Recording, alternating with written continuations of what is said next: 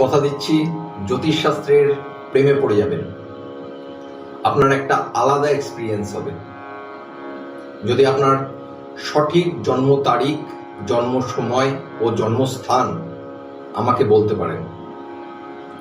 এই তিনটেই ইম্পর্টেন্ট, কারণ এই তিনটে তথ্যের ভিত্তিতেই তৈরি হয় একজন মানুষের জন্ম রাশিচক্র, অর্থাৎ জন্ম ছক, এবং এইটাই মানব জীবনের পথ প্রদর্শক।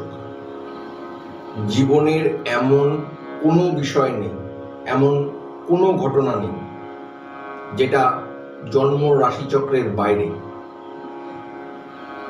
এর দ্বারা ডেট, মান্থ, ইয়ার সহকারে জীবনটাকে নির্ভুলভাবে বোঝা সম্ভব, বুঝে চলা সম্ভব।